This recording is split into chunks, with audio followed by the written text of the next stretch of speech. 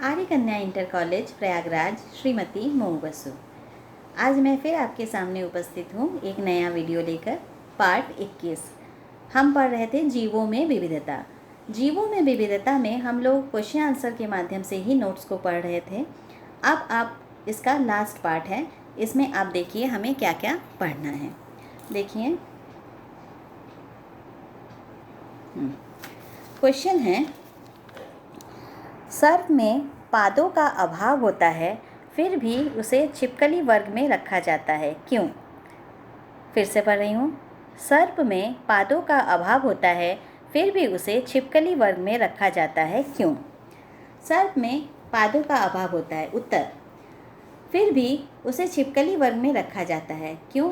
क्योंकि उसमें छिपकली वर्ग के अन्य सभी लक्षण पाए जाते हैं, जैसे शरीर चपटा व द्विपार्श्व सममित होता है। सर्प का शरीर चपटा होता है और द्विपार्श्व सममित होता है। इस वर्ग के जंतु स्थलचर होते हैं। त्वचा सूखी व खुरदुरी होती है। इसमें ग्रंथियां नहीं होती हैं। बाह्य कंकाल शल्कों व अस्थिर पट्टिकाओं का बना होता है।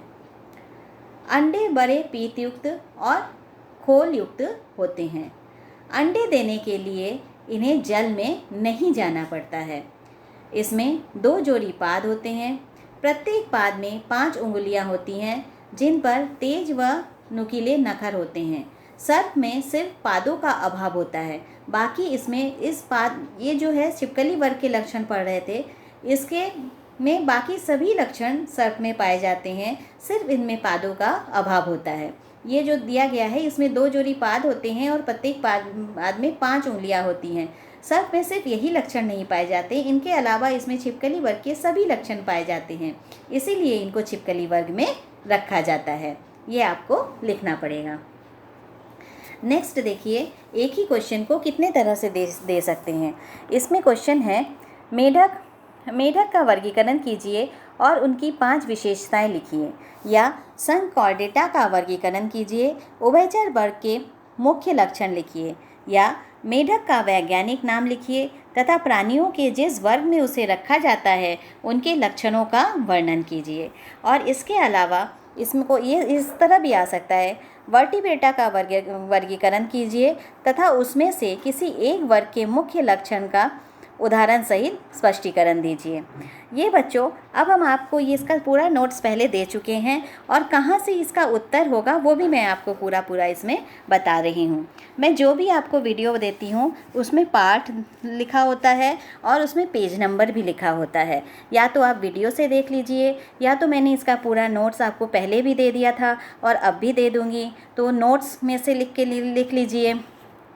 तो इसका आंसर होगा, देखिए ये नोट्स जो प्रयोगात्मक कार्य दिया था आपको पार्ट 12, इसका हमने सिर्फ नोट्स दिया था, वीडियो नहीं दिया था पार्ट 12 का, क्योंकि ये प्रयोगात्मक कार्य था, ये आपको देखकर लिखना था। तो इसलिए आप इसको पार्ट 12 में जाइए, पेज नंबर 56 और 57 में इसका उत्तर है, इसे आप खोजकर लिख लीजिए। मेढक के इसका वर्गीकरण भी दिया गया है, उसके सामान्य लक्षण भी दिए गए हैं, यही आपको लिखना है। और उसका जंतु वैज्ञानिक नाम भी उसी में दिया गया है। मेढक का जंतु वैज्ञानिक नाम है राना टिग्रिना। ठीक है, इसके बाद क्वेश्चन है, पक्षी वर्ग के प्रमुख लक्षणों का वर्णन कीजिए। अब पक्षी वर्ग के लक्षण भी आप उसी में प्रयोगात्मक कार्य में जाइए, पार्ट 12 में पेज नंबर 60 और 61 में ये दिया हुआ है, आप देख लीजिए। पक्षी वर्ग में आपने कबूतर का वर्णन किया है और उसमें कबूतर के वर्णन में उसके सभी लक्षण दिए गए हैं।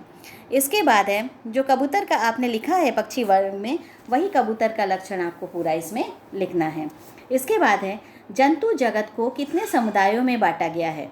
जंतु जगत को कितने समुदायों में बांटा गया है, प्रत्येक समुदाय के कम से कम एक लक्षण देते हुए उनके उदाहरण दीजिए। ये भी आपको बच्चों मिल जाएगा। ये नोट्स में जाइए पार्ट 17 में। कौन से पार्ट में जाएंगे? पार्ट 17 में।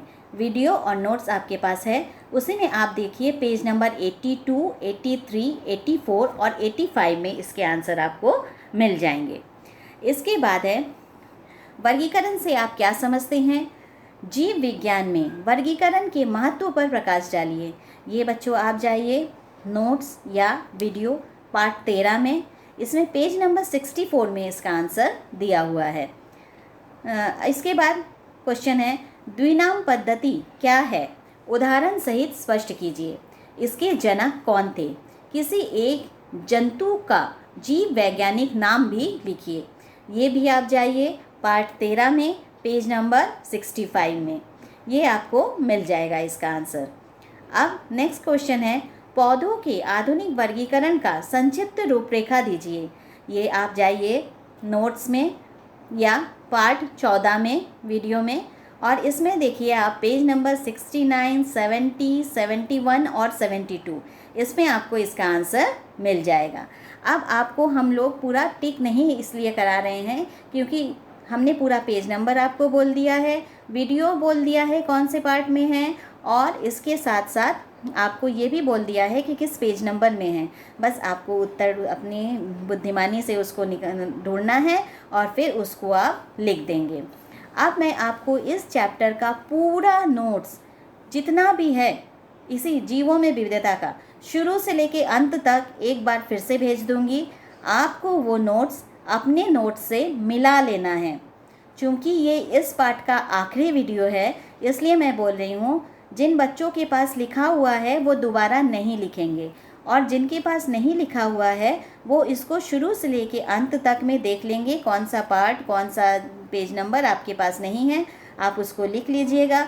यहीं पर ये चैप्टर ख़त्म हो जाता है बच्चों, और इसमें जितने भी क्वेश्चन हैं जितने भी नोट्स हैं वो बहुत इम्पॉर्टेंट है।